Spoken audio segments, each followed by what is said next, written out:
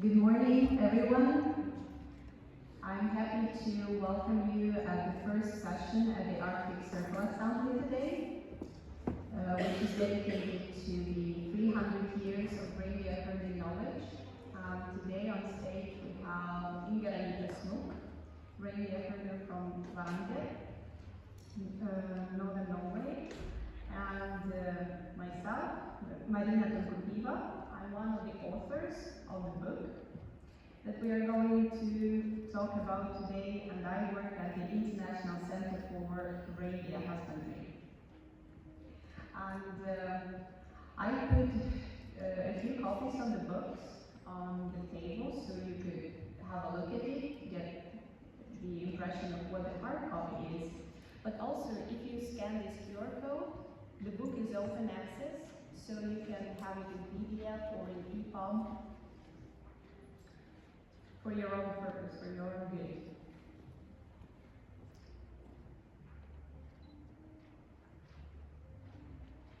Yes, and I think we could start. So, our session today is called From the Past to the Future, 300 Years of Sámi Reindeer Herding Knowledge. And in this book, we explore the first systemic observation of Sámi reindeer herding technical language as perceived by the outsider, by a person coming from the non-Sámi society and trying to understand what the life of reindeer herding Sámi and the sea Sámi is. And in our thinking, it's an example of knowledge co-creation, co-production, because it bridges the 18th century research. Is it better?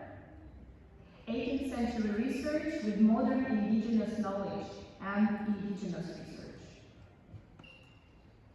So who was Knud Leem? He was a missionary. He was appointed as a missionary to the areas of Reindeer and Laxikö. He learned the Sámi language. He was fluent in Northern Sámi, and he came, of course, as a missionary. It's a controversial figure, but he came to understand what Sámi life is about. What we did, we took his book, which was written in the account from 1725. It was written in Danish/Norwegian language and translated into Latin. So there were two contemporary words, Danish-Norwegian and Latin.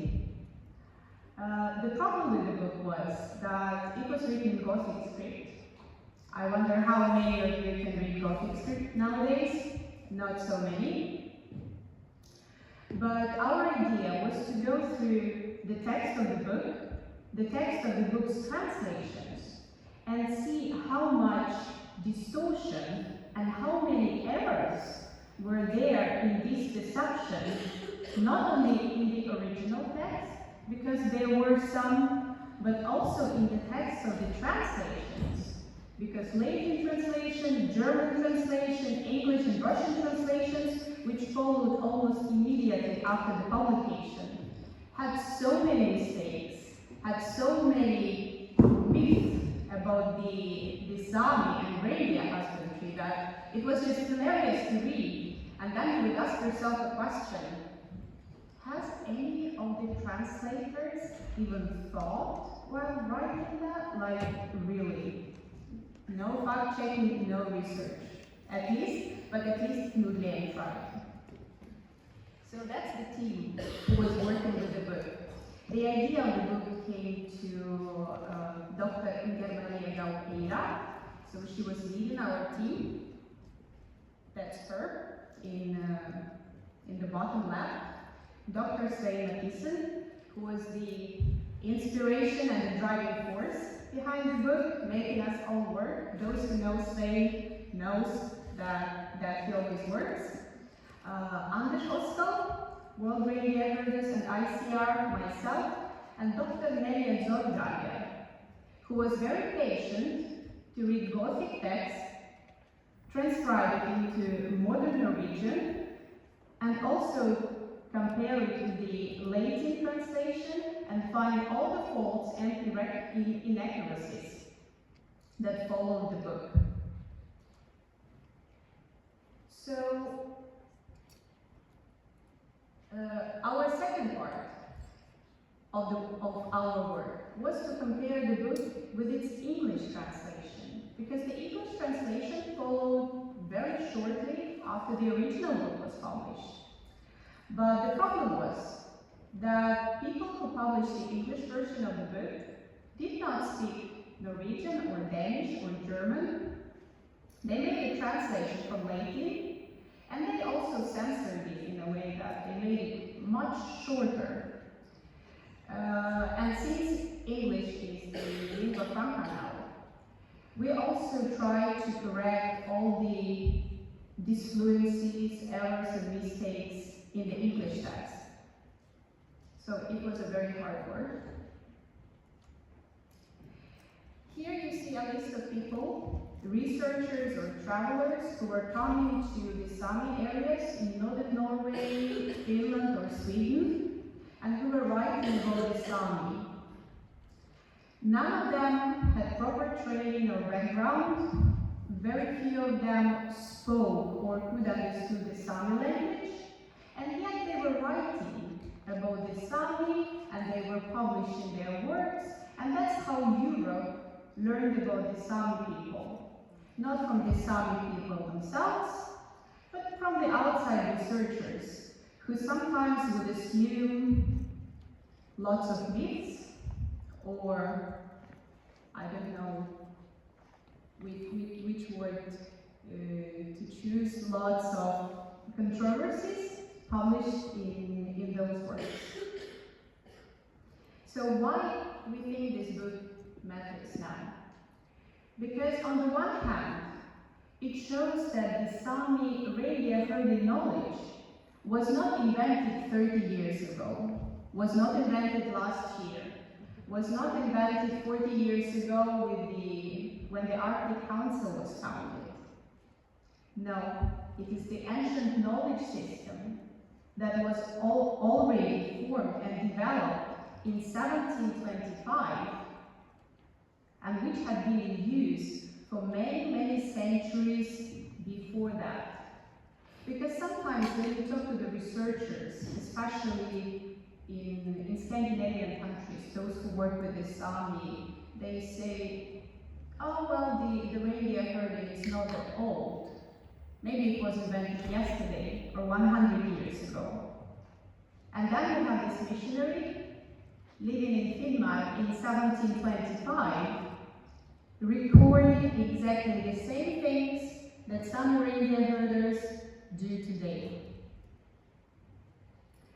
And also, this book is a good example of how unprepared research that is not backed up by fact-checking or previous knowledge, can form the history and can form the understanding of the Sámi people, among others.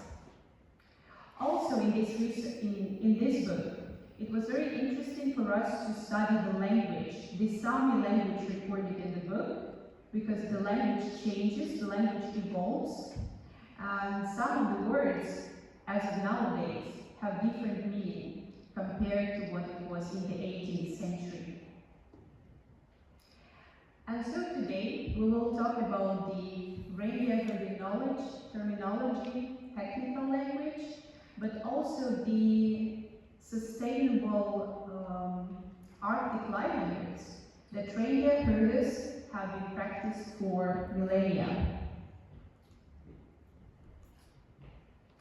So, as I already mentioned, Knud Leem was a missionary. He stayed with the Sámi, he lived with the Sámi. He mostly stayed in the winter time, not the whole year round, but that was enough for him to observe. And that's the area, Poshanke and Laksefjord, where he stayed. And it's also very important to understand that it was 1725 when Leem arrived in that area. It was before the border between Norway and Finland, what we have nowadays, was established. So his writing, his records, they precede even the Law Odyssey, which was introduced later with the closure of the borders. Inga, would you like to comment on the Sámi reindeer herding knowledge that we have in the book? No. Oh.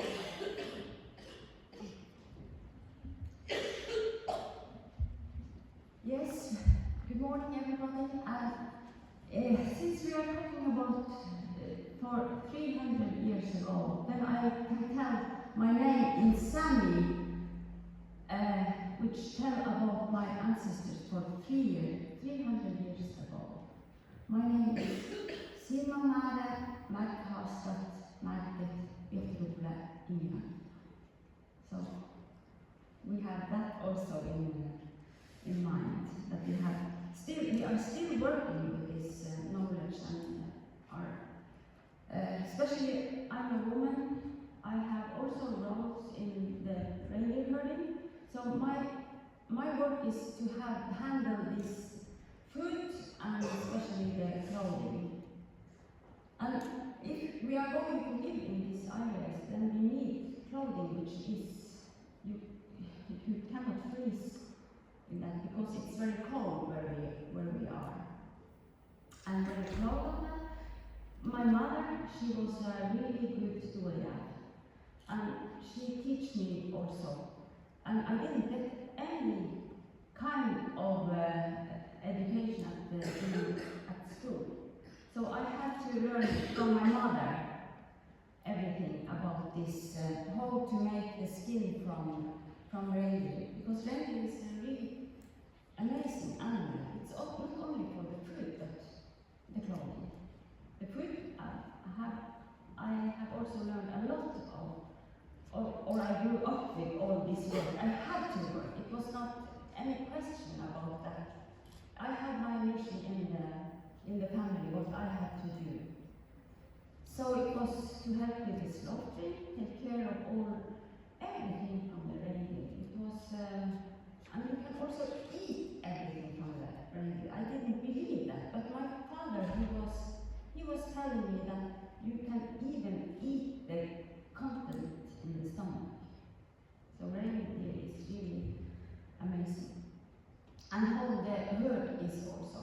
So we had also the earmarks. It was so we get interested for our own reindeer. And then you start to follow the herd and you know how it is. And we saw how, which kind of animal we need in the herd so they could live together. Yes, that would be a good herd. So I'm really worried today when I see how it is from then when I was 20 years and now I'm 64 years. How the herd and how we are working, and it's not that we want to work that way, but we have to do it. It's we have the government have rules for what we have to slaughter and which reindeer is best, and that's the opposite of what I have learned. So for me, I'm losing my role in the reindeer herding because the food is not so interesting. Because we have to sell all the reindeer to these slaughterhouses. And when you sell everything, we cannot say which kind of reindeer we have to sell. Today we have to slaughter calves, and it's, when I was child and young, the calves, you didn't kill the calves. You take the calves because you need it for the clothing. You need the skin for the winter clothing, and we also had these newborn calves. Many people was wondering, why do you have that? Yes, because we have also children, they need the clothing. And for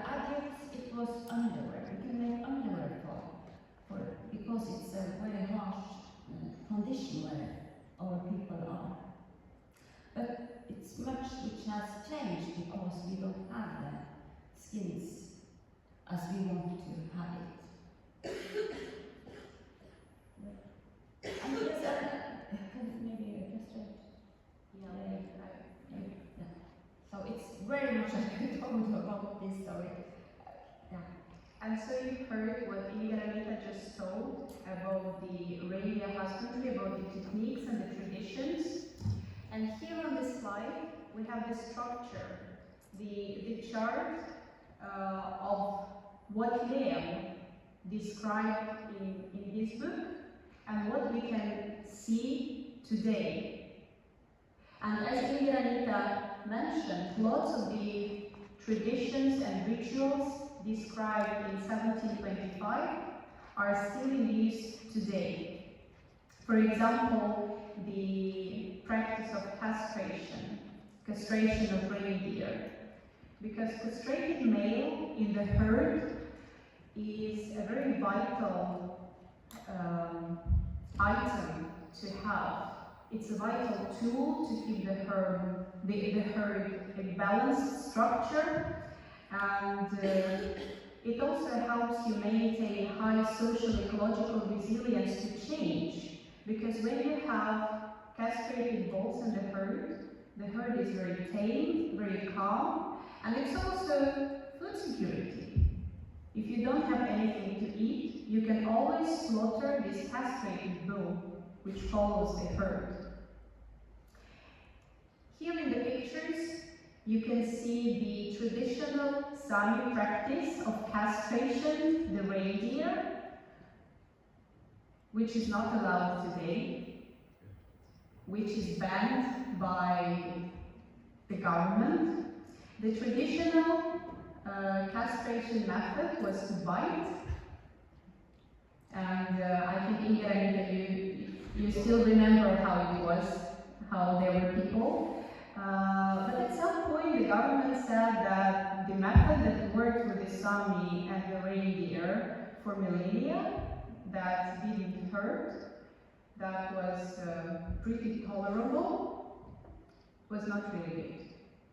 So the government made an order to castrate, if there are castrates in the herd, to use these special pliers.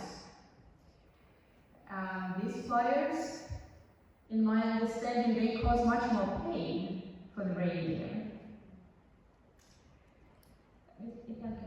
It's also, you have to have veterinarians to castrate these animals, and they give them medicine for pain, so the painkillers, and it can be dangerous for they who are holding these oxes. They are really strong, and so you have to have 5-6 people who are holding this in 15 minutes until this medicine starts. Yes, and then they cut up. But we have much more easier. But they said it's the wrong way to do that. So, yeah. Then the next thing that Leem focused on was the structure of reindeer herd. Nowadays, we have the concept of this chakpa, the beautiful herd that is well structured and that can sustain the life of the Sida. And Leem also made notes of what reindeer we have in the herd. So, as I said, since the language evolved, we can see that the terms, these are the current Sámi terms, and these are terms mentioned by Knud Leem. And you can see that some of the spelling changed, but also it was probably misspelled by Leem himself. But what is interesting is the meaning of this half wild calf that is produced by usually a wild reindeer father and the tame domesticated mother. It is called Beavgate. What does it mean nowadays, Inga? It's a Yes, you can see it's a big calves. When I was young, we take care of these reindeer also. But today, we slaughter them because I told about this government and they pay for this. And I can also tell you that the economy for our reindeer herders, it's really bad for me to tell you. But it's very, we don't get so much of. We could, if we had to do it by ourselves, then we had earned much more money than we do today.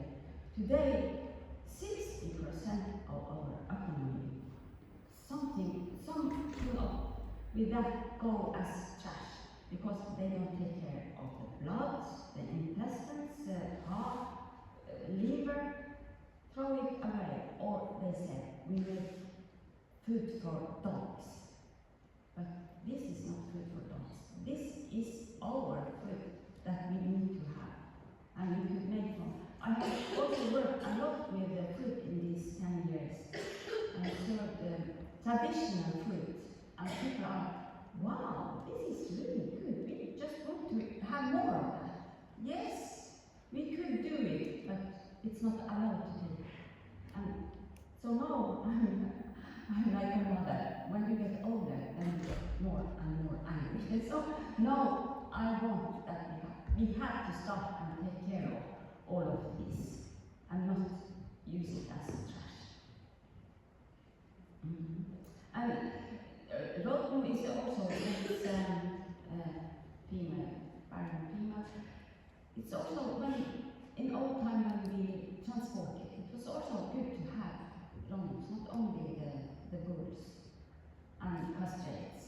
So they were also good to use that for transportation. And you can see the pictures from 1795 of how the raids of Reindeer, how they were organized. Then Leem is also writing a lot about the relationship between the wild and domestic reindeer, which we don't have in northern Norway anymore. All the reindeer in northern Norway are now domesticated, but we still have wild reindeer in the south of the country. So it's very interesting to read about the difference, the interaction, and how the wild reindeer would disturb the herd or could take the herd away, and how the Sámi were trying to keep the wild reindeer apart from their domesticated herd. The next important thing that Knud Leem is writing about is reindeer slaughtering, the traditional way of slaughtering a reindeer, the traditional Sámi way. How do you do that in Indigenous when you slaughter at home? When I slaughter at home, of course we slaughter still in a traditional way, and that's because we need all these, what I told, which is used as trash in the industrial. So then you have to slaughter in another way. So we can take, we have methods also. When we are up in the mountain, if you need the blood, if you are slaughtering, then you need the blood. How to stab the reindeer. And then you get all the blood inside. So when you take away the skin, then you still have this blood you can use for making blood sausage and so on. But when it comes to industrial slaughtering, that's not the case. And for example, when Indigenous slaughters reindeer at home for her own family use, she can do that, but she cannot sell this meat. She cannot provide anyone else with the meat, because the meat, the reindeer slaughtering is only authorized at the slaughterhouses, where it's a very technical process, where reindeer get very anxious, and then the meat doesn't taste like it would have tasted when the reindeer is calm. And then a lot of skins, hooves, and parts of the reindeer, the subproducts, this all goes to waste. And there is no way that you can get a hold of it, so you could use the whole of the reindeer. You only use meat, the rest goes to waste. And it is also really bad to see when they bring the reindeer with the trailer to 400 kilometers away. So, so it's difficult for us to understand all of this. And when we are slaughtering, it's not clean, basically. It's not, we are not slaughtering. Yeah. So,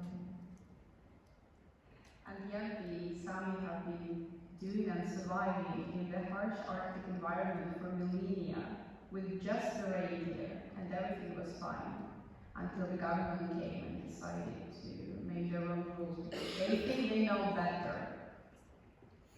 maybe I could say under the last war, if I come from the northernmost part of Norway, and if the reindeer was the food security for all the societies in that area, because people had food, and we could help them with the food.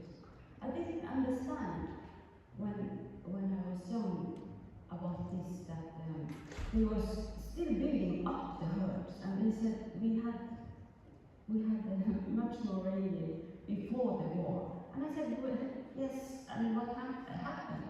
And then my father said, we had to give the food to the people, and also to this military. They took also. So this was really a food security for the society. Yeah, and the source of food and the source of meat.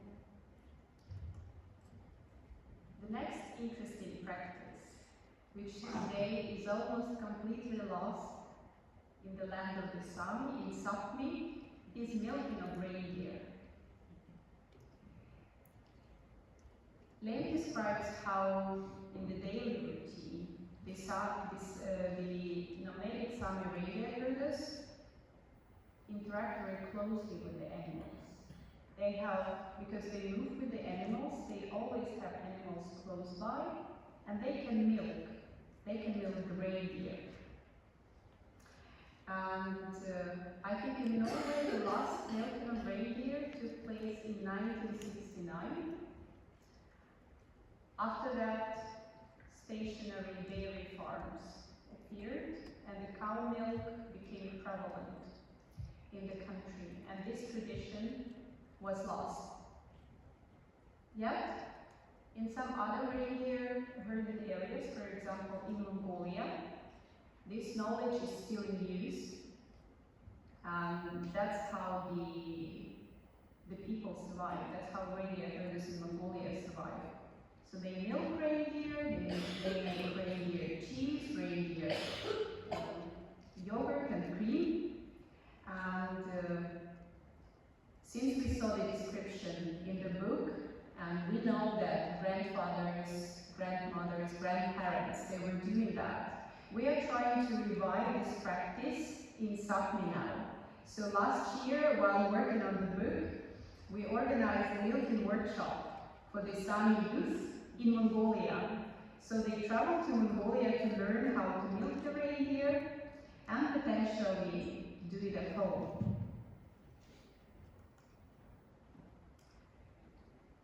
Maybe I could say about the meeting. I haven't made a few of them, so Yes. my dream is to learn about this. But I grew up with, we had 3 cows, because the security said it's very important to drink milk. We were 8 children and parents and helpers, and we were only 3 people who could drink the milk, because the others had stomach pain, and they had to drink because this was really healthy. So my mother was, yes, it is healthy, so you have to drink it. To the others, it was not so healthy. Yes, it was not so healthy after all, because most of the Sámi people living in northern Norway are lactose intolerant. It's okay to have reindeer milk, reindeer have some issues. Then the food knowledge.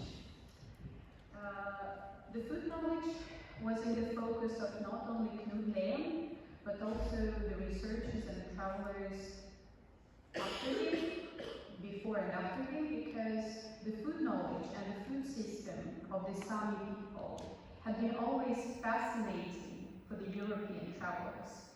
And that, now you can see the picture of Line, Kalfo Line, who also traveled to the Sámi areas, documented Sámi food traditions, and even defended his PhD thesis in Amsterdam, wearing a gafti. I don't know if anyone allowed him to do so, but he felt that he was truly entitled to do so. And his writing about the Sámi food was mostly inspiration and awe at how the Sámi were eating. What is interesting is that the Sámi reindeer herders didn't eat pork. Never. Because they were eating fish, they were eating berries, they were eating reindeer meat, but not pork. Why? Because pork or pigs were the riding horses of the Noaidis. And who are Noaidis, Karanita? Yes, you. Yes, Noaidi is, how I could say, it's a helper. We have somebody who have this shaman, yeah, and yes. So basically, the pigs were the horses for these witches and warlocks, Noaidis. So they were not welcome in the Sámi society. And it is noted not only by Knud Leem, but also by Kalmini and other travelers. But when we go to any supermarket in Finnmark, in the Sámi areas, what do we see? Gyldepölse, pork sausages, and pork meat. And if we look at the statistics, the consumption of the pork meat skyrocketed after the 1970s. That's when the government decided to improve the situation with reindeer herding and in reindeer herding areas in northern Norway. And that's when reindeer meat was not enough. It was much better to eat the meat exported to the area, pork meat that was never part of the food culture, rather than eat reindeer. The most interesting part is Doji, and that's why I was really asking you to sit or maybe even come closer by, because the tools and instruments used for Doji, or handicraft, working with the skins and sewing, are exactly the same in 2025 and 1725. And Inka Renita, you can comment on that. yes, You are our Doji. yes, but we are a little bit lucky because we have also schools today who are taking care of this knowledge. But when I grew up, it was not. Anyway, I had it at home, and my mother we were always helping and working with that. But I'm very proud of that we have it in school. But what I'm worried about is how to get all these materials. If you are sending everything away, where did you get all these antlers and skin and bones to make equipment which is, you don't need to buy it, you can make it by yourself. Why do you have to have plastic things when you have from reindeer? So we boil everything. So I can say if you boil hooves, it's not only fruit, but you can make play with toys for the children. You can use the bones. I have also this needle where you put the needles inside. We have also stories about this, fairy tales about all these bones. And do you know which animal which killed the first reindeer? Yes, it was the frog, because it spit and directly in the heart of the reindeer. And still today you can find the arrow of this. So it's very fun when we are eating with children, because they are eating and then they are, where do they find all these bones? So suddenly they have eaten all of them. So, yeah. Yes, what more? And we also use the trees, birch. We can also make equipment. This is a bottle to have salt in. Series, I also said. That is also very good to do today, because you know many people, they want to have this fillet. And you know, you have these backs. In the fillet, yeah. And then we take away the skin, and then we can use it. It's a very good thread. And if we look at the picture, it's the same method of getting fingers as Indigenita is doing now, and that was used 300 years ago. And you also make this from weaving, the Nuikun, to make. Can you show? Yeah.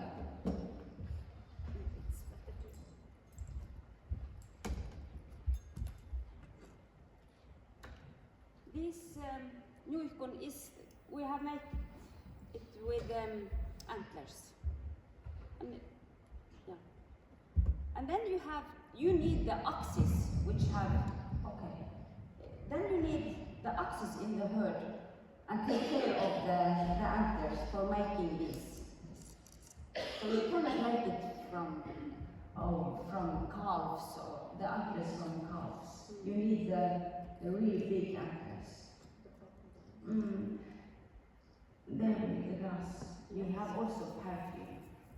You know in the nature where you can pick this grass. I don't know the name of grass. It's so you can smell. Say the Sámi name. It's sweetgrass. No, not hard to say. Not hard to say. Yeah, that was. Yeah. What more? The skins. Yes, I told about this skin. Yes, here we have. You take away the hair, and then you have cystin, which you can make clothing, trousers, whatever you want. So, and this skin, you can see we have stabbed it with knife when we kill the reindeer. We stab knife, not in the heart. It has still the hole. But I can tell you, it's much work to do, but it's worth it to do this, because then if something happens, then you know you have how to make clothing and what to use for making all these things.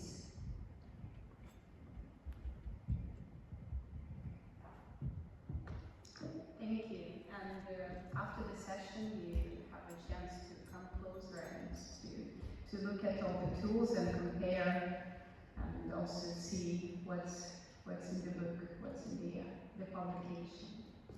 The most interesting part of my work was working with the translation, transmission of knowledge, and distortion. Because you know, sometimes you get lost in translation. In our case, lots of information was lost, and lots of jokes were made in the book. So what we were trying to do, we were trying to, first of all, correct all the inaccuracies. For example, sentences like, young calves are born with antlers. And then you cannot imagine imagine a female giving birth to a calf with antlers. But nobody was thinking about that. And since the English translator only used the Latin text, and sometimes confused Latin terms, there were some very peculiar transmission examples of when cod would turn into a donkey, even though nobody ever see a donkey in Finnmark in 1925. People had no idea what donkey was. But somehow it appeared in the publication. So what we were doing, we were working with the English text. First of all, adding corrections to the text itself, putting footnotes, and explaining in the footnotes what's wrong here. For example, when they write ornament, it's not ornament in the original text, neither in Latin nor in Danish. So we were trying to follow three text sources: Danish, Norwegian, Latin, and English. Also, some parts were omitted, and if they are omitted in the mediate text, such as Latin, they were also omitted in further translations. So we were also trying to add that information. And you can see here in brackets, we have the modern writing, the modern spelling of the Sámi words that were either spelled differently in the 18th century or were just misspelled by Knud Leem himself. Because even though he spoke Sámi, he might not have been that fluent. And why this book is important? It is important not only for us, reindeer herding communities, indigenous Sámi peoples who work with it, because it's part of the history. It's also the opportunity for us to make amends and to correct what was misinterpreted and misunderstood and have our voices heard. It's a chance for us to show that this knowledge did not emerge yesterday, that it's ancient knowledge that has been tested for millennia and has sustained life in the Arctic for many, many centuries. And if we want to continue to sustain our future in the Arctic, we should listen to that. We should listen to this knowledge. Yes, I agree. Because we have, as I said earlier, that we have knowledge we are losing. So we need to take it back and start working and trust that what we are doing is the right way to do it. And the reindeer is the most important for us. So we all the time. So I think they with the herd, they are thinking what to do the best for these animals, because we need them. Yeah. And now we have 10 minutes before the session ends, and should you have any questions, that's time to ask questions. And also, if you want to have a look at the hard copy of the book, you can come closer, have a look at the tools and skins, and feel free to ask questions.